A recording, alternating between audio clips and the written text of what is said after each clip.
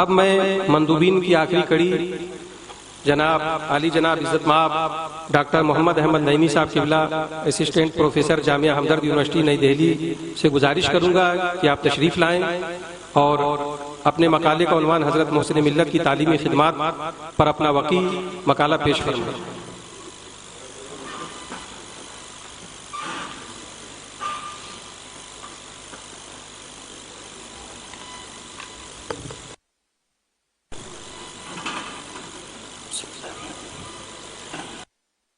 آج کے اس تاریخ ساز عظیم الشان سیمینار کے سرپرست اعلیٰ عالم معمل حضرت علامہ مولانا مفتی عبدالعلی فاروقی صاحب اور صدر محترم نبیر اعلیٰ حضرت علامہ مولانا توصیف رضا خان صاحب قبلہ، ناظم اجلاس حضرت علامہ مولانا محمد شریف اظہری صاحب، حضرت ڈاکٹر مجاہد علی فاروقی صاحب، حضرت مولانا احتشام علی فاروقی و جملہ خانوادہ محسن ملت، ارباب علم و فضل، علماء ذوی الاحترام، ائمہ کرام و حفاظ عظام اور معزز و محترم سامعین، السلام علیکم ورحمۃ اللہ وبرکاتہ۔ سب سے پہلے میں اس تاریخ ساز سیمینار کے انعقاد پر تہہ دل سے خانوادہ محسن ملت کو مبارکباد پیش کرتا ہوں اور امید کرتا ہوں کہ ہر سال سالانہ اجلاس کے موقع پر کسی نہ کسی اہم موضوع پر سیمینار کا انعقاد بھی ضرور کیا جائے گا۔ محترم ارباب علم و فضل، آج کے شاہکار سیمینار میں خاکسار کے مقالے کا عنوان ہے محسن ملت کی علمی اور تعلیمی خدمات۔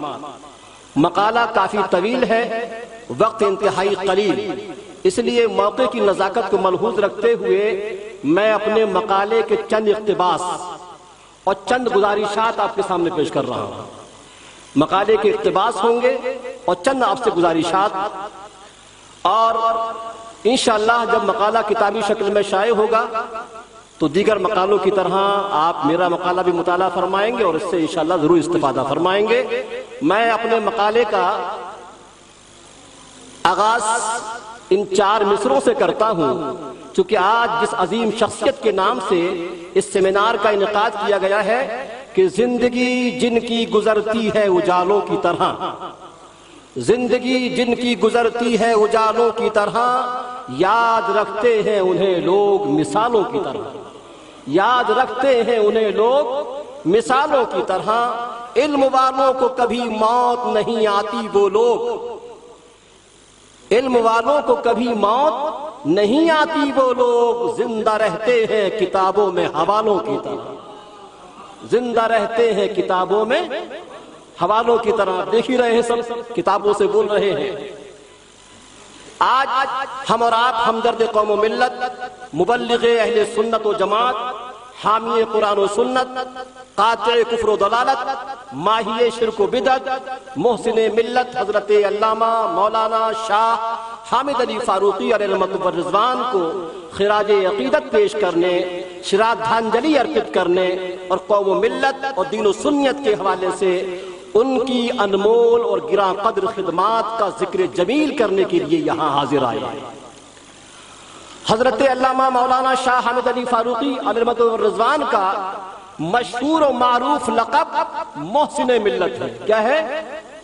محسن ملت۔ اور محسن ملت میں کتنے حروف ہیں؟ میم ہے، سین، نون، میم، لام، تے۔ اس لقب کے حروف سے ہی آپ کی باکمال گوناگو صفات کی حامل شخصیت کی بحسن خوبی عکاسی و ترجمانی ہوتی ہے۔ جتنی کتابیں لکھی گئیں، جتنے مقالے پڑھے گئے، محسن ملت کے حروف پر آپ غور کریں تو محسن ملت کے اندر ان تمام صفات کی جلوہ گری نظر آتی ہے۔ آپ دیکھیں محسن ملت کی حیات و خدمات سے متعلق شائع جو بھی کتابیں ہیں، ارباب علم و دانش نے ان کے تعلق سے جو کچھ بیان کیا ہے، آپ کی ذات، آپ کی صفات، آپ کے محاسن، آپ کے کمالات کے بارے میں جو کچھ بیان کیا ہے، اس کا جلوہ محسن ملت کے حروف سے آیا ہوتا ہے۔ مثلا میم سے محسن ملت، میم سے مجاہد ملت، اور یہ اس میں سے ایک بھی نہیں، سارے حروف حقیقت کی عکاسی کرتے ہیں۔ میم سے مجاہد ملت، محسن ملت، مرشد کامل، مبلغ شریعت و طریقت، مقرر بے مثال، ماہر علوم نقلیہ و عقلیہ، ہے سے حامی دین حق، حامی اہل سنت و جماعت، حامد رب العالمین و حامد رحمت للعالمین۔ سین سے سید العلماء، سید المشائخ، سید الصوفیاء۔ نون سے نائب رسول، نقیب الاولیاء، ناظم مجالس و مدارس۔ میم سے مفکر اسلام، مدبر قوم، ماہر قانون، وہ اپنے وقت کے بہترین قانونداں بھی تھے۔ حضور علامہ ارشد القادری صاحب نے بھی لکھا ہے کہ ہم کسی مطلب یہ کہ مسودے کو تیار کرتے تھے قانونی اعتبار سے، جب آپ کے پاس لے کے جاتے تھے، جب اس کو آپ دیکھتے تو تصحیح فرمایا کرتے تھے، اور ہم دنگ رہ جاتے تھے کہ آپ کا قانون کے اوپر بھی کتنا گہرا مطالعہ ہے۔ تو میم سے مفکر اسلام، مدبر قوم، ماہر قانون، ماہی کفر و دلالت، ماہی شرک و بدعت، ماہی نجدیت و وہابیت۔ لام سے لائق و فائق عالم و مفتی، لائق صد افتخار خطیب، لاجواب سیاسی قائد، لاجواب ہمدرد قوم و ملت، لاسانی خطیب۔ اور تے سے تعلیم قرآن، تدریس حدیث، تفقہ فی الدین، تفسیر اور تدبر کے ماہر ہیں۔ خلاصہ یہ کہ جس شخصیت میں مذکورہ بالا اوصاف اور کمالات موجود ہوں اس کو محسن ملت کہا جاتا ہے۔ کون محسن ملت؟ میں چند اقتباس پڑھ رہا ہوں کہ وہ محسن ملت جو امام عشق و محبت، امام اہل سنت، مجدد دین و ملت، اعلیٰ حضرت امام احمد رضا خان فاضل بریلوی علیہ رضوان کے لائق و فائق شاگرد رشید، باکمال مرید اور خلیفہ تھے۔ خیال رہے کہ تعلیم دو طرح کی ہوتی ہے۔ کتنی طرح کی؟ آپ حضرات میں بہت سے لوگ ٹیچر بھی ہیں۔ تعلیم دو طرح کی ہوتی ہے، ایک رسمی تعلیم، ایک غیر رسمی تعلیم۔ انگلش میں کہتے ہیں فارمل ٹیچنگ اور ایک انفارمل ٹیچنگ۔ ہندی میں کہتے ہیں اوپچارک شکشا اور ایک انوپچارک شکشا۔ دو طرح کی تعلیم ہوتی ہے۔ رسمی تعلیم کے لیے درسگاہ، کتابیں، قلم وغیرہ ضروری ہے، لیکن غیر رسمی تعلیم کے لیے درسگاہ، کتابیں، قلم وغیرہ ضروری نہیں، بلکہ چلتے پھرتے، اٹھتے بیٹھتے اساتذہ کرام اپنی صحبت، اپنی معیت میں بنا درسگاہ، بنا کتاب، بنا قلم کے جہاں موقع ملتا ہے احسن طریقے پر اپنے شاگردوں کی تعلیم و تربیت فرما دیا کرتا ہے۔ اعلیٰ حضرت فاضل بریلوی علیہ رحمت و رضوان نے محسن ملت کی دونوں طریقے سے تعلیم و تربیت فرمائی۔ دوسرا اقتباس، وہ محسن ملت جس نے نونہالہ مسلم کی دینی تعلیم و تربیت کے لیے مدرسہ اصلاح المسلمین دارالیتامہ کے نام سے ایک بے مثال ادارہ قائم کیا، جس کے ذریعے نہ صرف نونہالہ مسلم کو دینی و مذہبی تعلیم سے آراستہ کیا بلکہ مسلم سماج کی اصلاح کا بھی فریضہ انجام دیا۔ وہ محسن ملت کے جس نے صرف دینی مذہبی تعلیم کی طرف لوگوں کو متوجہ نہیں کیا بلکہ عصری تعلیم اور سائنس کی تعلیم کی طرف بھی لوگوں کو راغب کیا، بالخصوص اہل علم و دانش کو اس طرف متوجہ کیا۔ محسن ملت یونانی میڈیکل کالج، غریب نواز انگلش میڈیم اسکول، غریب نواز ہندی اردو میڈیم اسکول، مدرسہ مسلم یتیم خانہ، اور آپ کے فرزند ارجمن سابق جج و منصف الحاج محمد علی فاروقی جس کی روشن اور تابندہ مثال ہے۔ وہ محسن ملت محمود علی فاروقی، وہ محسن ملت، اس کو میں تمام اساتذہ کرام سے اور طلبہ سے گزارش کر رہا ہوں اس کو بغور سماعت فرمائیں۔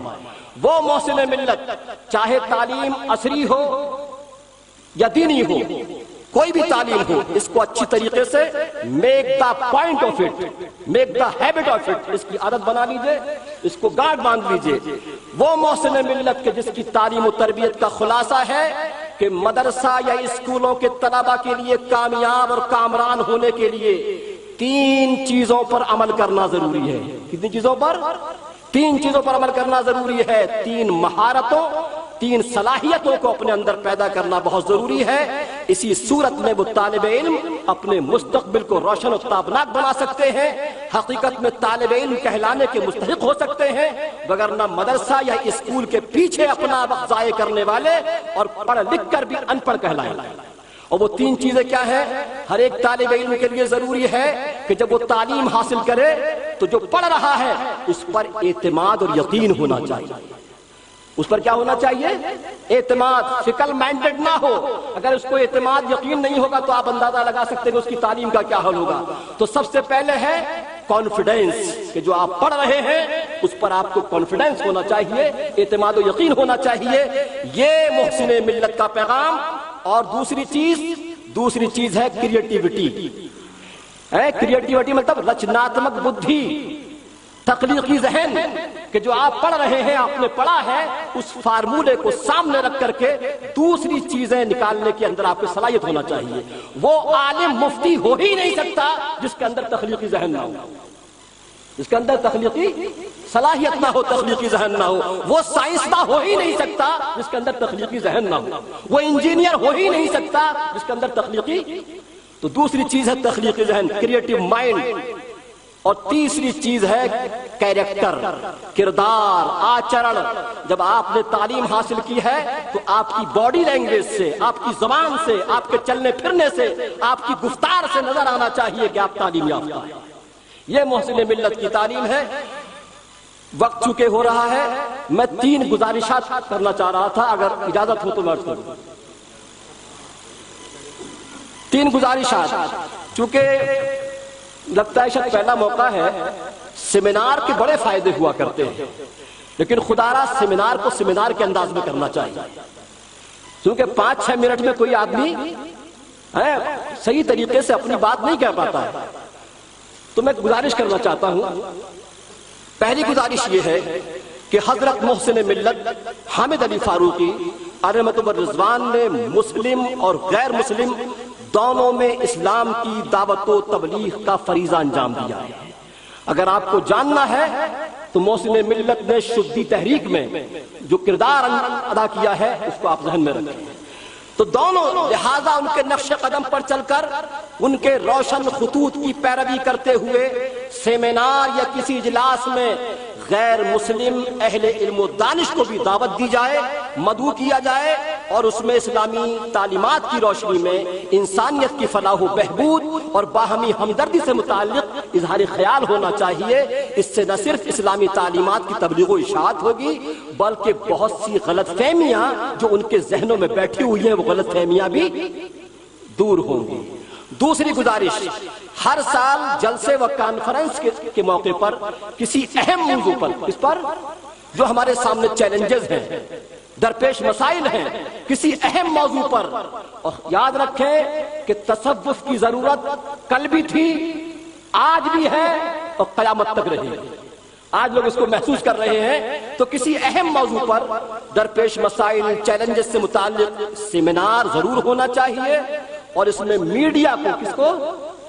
English media, Hindi media, Urdu media کو بھلے ہی گفٹ دینا پڑے، بھلے ہی کچھ دینا پڑے نذرانہ، اس لیے کہ آپ پروگرام کرتے ہو لیکن آپ کی بات دوسروں تک پہنچ نہیں پاتی ہے.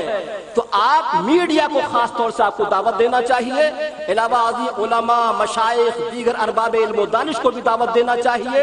اور پھر حالات کے تحت بیٹھ کر کے کوئی لائحہ عمل تیار کیا جائے کہ ہمارے یہاں رائے پور کے، چھتیس گڑھ کے یہ مسائل ہیں، یہ پریشانیاں ہیں، یہ مشکلات ہیں، یہ خرافات ہیں، اس کے تعلق سے ہمیں کس طریقے سے کام کرنا ہے. یہ دوسرے لوگ کام کرتے ہیں لیکن ہم نہیں کرتے ہیں. اور تیسرا، حضرت احتشام صاحب، چونکہ آپ کو آگے بڑھنا ہے، سمجھے نہیں، نہ گھبرا جوش طوفان سے، آپ کو کام کرنا ہے. محسن ملت سے متعلق ابھی سے کام شروع کر دیجئے. جو کام ان پہ ہونا چاہیے تھا وہ کام نہیں ہوا ہے. عقیدت میں اپنے جذبات کو بیان کرنا اور بات ہے، اور حقیقت کی روشنی میں کسی چیز کو لکھنا اور بات ہے. تو محسن ملت سے متعلق اخبارات، رسائل و کتب وغیرہ میں جو بھی تحریریں یا مراسلے دبدبائے سکندری میں نکلے، الہ آباد کے اخبار میں نکلے یا کہیں بھی نکلے، شائع ہوئے، انہوں نے جو خطوط لکھے یا ان کے پاس جو دوسروں کے خطوط آئے، انہوں نے جو کتابیں لکھی، رسالے لکھے، کتابچے لکھے، ان سب کو جمع کیا جائے اور پھر ان کی روشنی میں ایک تحقیقی مقالے کا خاکہ تیار کیا جائے. اور اگر آپ نہیں کر سکتے تو ایک فارمولہ بتا رہا ہوں، بہت آسان ہے. اور وہ فارمولہ یہ ہے کہ محسن ملت پر کسی یونیورسٹی سے کسی بچے کو تیار کیے پی ایچ ڈی کرائیے.